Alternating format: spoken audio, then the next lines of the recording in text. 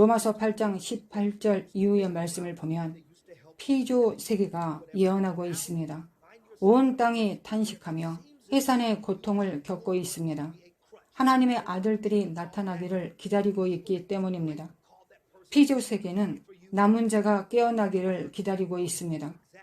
그러나 안타깝게도 교회의 90%는 잠들어 있었습니다.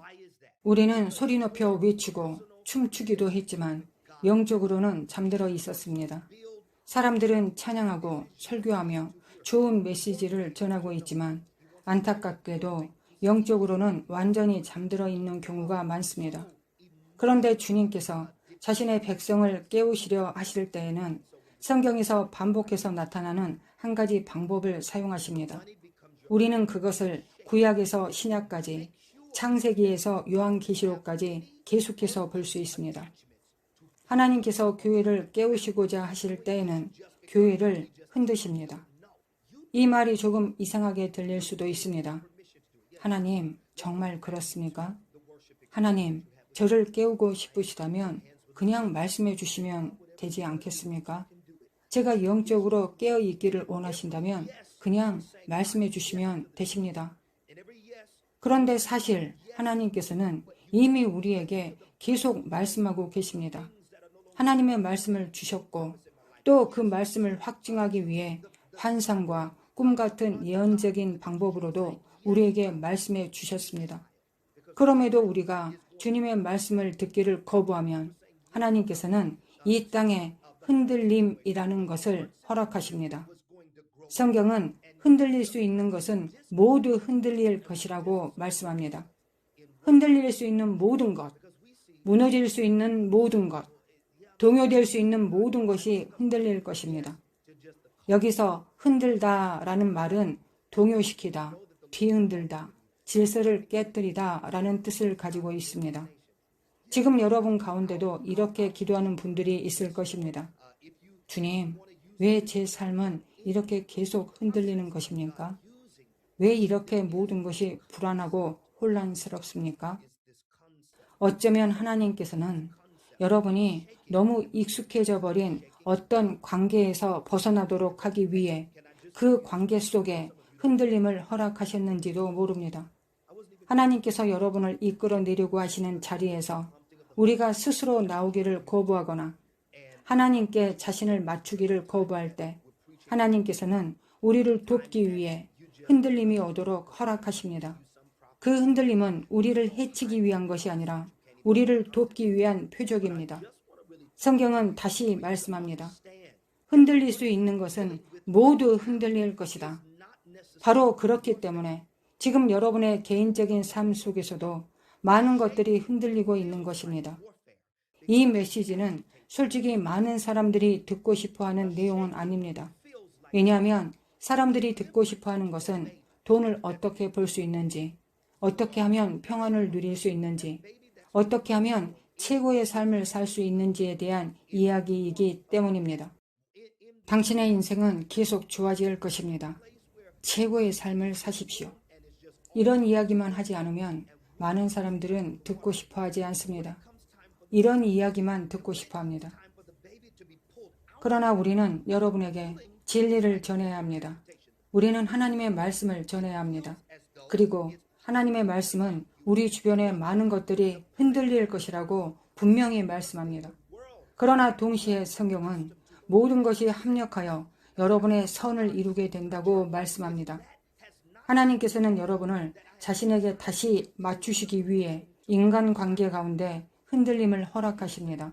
또한 개인의 경제적인 삶에도 흔들림을 허락하셔서 여러분이 이 세상의 시스템을 의지해서는 안 된다는 것을 배우게 하십니다.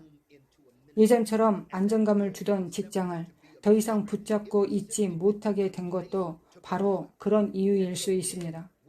예전에는 어려움이 생기면 여러분을 도와주고 문제를 해결해주고 필요한 것을 채워주던 사람들이 있었습니다. 그러나 이제는 그런 사람들에게 의지할 수 없는 상황에 놓인 것처럼 느껴질 수 있습니다. 마치 기댈 사람이 아무도 없는 것 같고 다시 의지할 곳도 없는 것처럼 보일 수 있습니다. 예전에는 기도가 필요하면 특정한 사람에게 연락했습니다. 그 사람이 여러분을 위해 기도해주고 예언의 말씀을 전해주면 여러분은 곧바로 무엇을 해야 하는지 알 수 있었습니다. 그런데 이제는 그것마저도 이전처럼 되지 않는 것처럼 느껴집니다. 왜 그럴까요? 그것은 여러분 자신과 하나님 사이의 개인적인 관계가 중요하기 때문입니다. 하나님께서는 여러분의 믿음을 세우기 원하십니다. 주님의 음성을 직접 듣는 믿음, 주님을 친히 아는 믿음을 세우기 원하십니다. 또한 여러분이 스스로 하나님을 찾는 믿음을 자라게 하기를 원하십니다. 하나님께서는 여러분이 다른 어떤 대상에게 감정적으로 지나치게 의존하는 사람이 되기를 원하지 않으십니다. 그래서 직장이 여러분의 우상이 되면 하나님께서는 그것을 흔드십니다. 돈이 여러분의 우상이 되면 하나님께서는 그것도 흔드십니다. 하나님께서는 여러분을 자신에게서 멀어지게 하는 이 땅의 어떤 집착도 붙들고 있지 못하도록 하십니다.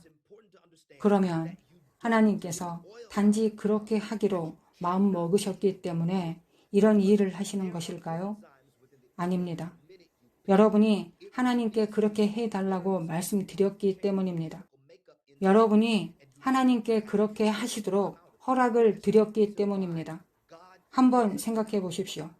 여러분이 하나님을 예배하며 눈물을 흘리고 두 손을 높이 들고 이렇게 기도했던 순간을 기억해 보십시오.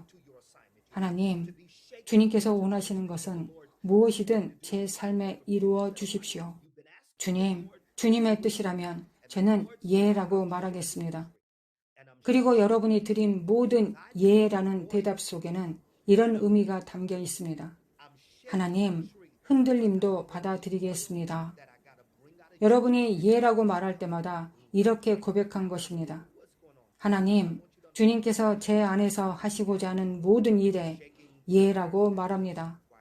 더 이상 제 삶에서 주님의 목적을 이루는데 도움이 되지 않는 것들로부터 벗어나는 것에 예라고 말씀드립니다. 경건하지 않은 관계들이 끊어지는 것에도 예라고 말합니다. 여러분은 이렇게 말했던 것입니다. 하나님, 시험도 받아들이겠습니다. 왜냐하면 그 시험이 자신 안에서 믿음을 온전하게 만들 것이기 때문입니다. 여러분은 또 이렇게 말했습니다. 하나님, 어려운 상황도 받아들이겠습니다.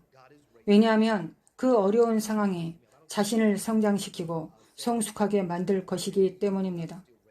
그런데 때때로 우리는 예배할 때 시험과 분리시켜 생각합니다.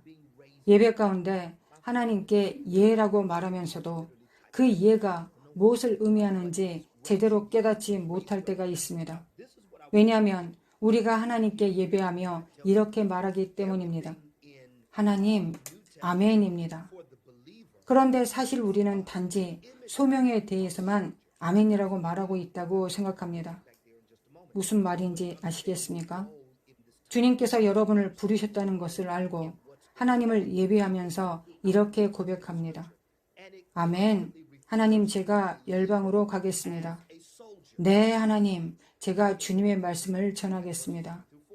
아멘, 주님. 주님께서 저를 사용하시기 원하시는 어떤 일이든 하겠습니다. 그런데 하나님께서 여러분을 사용하시는 과정 속에는 반드시 시험이라는 개념이 있습니다. 고난이라는 개념도 있습니다. 흔들림이라는 개념도 있습니다. 그리고 주님께서는 그 흔들림을 사용하셔서 여러분을 하나님께 더 가까이 이끄십니다. 그래서 지금 여러분에게 이것을 말씀드리고 싶습니다. 사실 오늘 생방송을 하려고 했던 것도 아닙니다. 그러나 성령님께서 제 마음을 이끄셨고 여러분에게 이야기해야 한다는 마음을 주셔서 이렇게 나왔습니다. 여러분이 이것을 꼭 이해하시기 바랍니다. 때때로 우리는 여러분에게 말씀을 전하고 가르치지만 여러분은 다른 영역에 머물러 있을 때가 있습니다. 누군가가 예언의 말씀을 전해주면 여러분은 그 예언에 너무 빠져 있어서 정작 그 말씀의 내용을 제대로 받아들이지 못할 때가 있습니다. 그러나 저는 지금 여러분과 정말 이야기를 나누고 싶습니다. 여러분이 지금 겪고 있는 일이 반드시 여러분의 개인적인 삶에서 일어나는 영적 전쟁은 아니라는 것을 이해하기 바랍니다. 흔들림은 영혼을 동요시키기 때문에 전쟁처럼 느껴집니다. 흔들림은 마치 전쟁처럼 느껴집니다. 어머니의 뱃속에서 9개월 동안 자란 아기를 생각해 보십시오.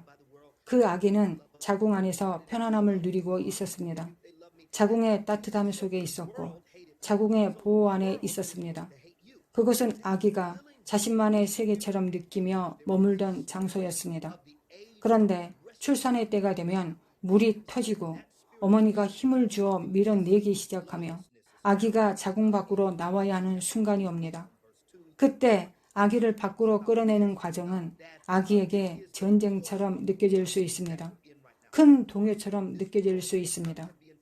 자궁에서 빠져나오는 과정은 마치 공격을 받는 것처럼 느껴질 수 있습니다. 내가 알고 있던 장소를 방해하고 있다. 내가 익숙해져 있던 세상이 깨트려지고 있다. 그러나 하나님께서 여러분에게 말씀하시는 것, 그리고 제가 믿기에 하나님께서 지금 교회에 말씀하시는 것은 이것입니다. 그곳은 내가 너희를 위해 설계한 최종 목적지가 아니었다. 그곳은 단지 너희를 태어나게 하기 위한 자궁이었다.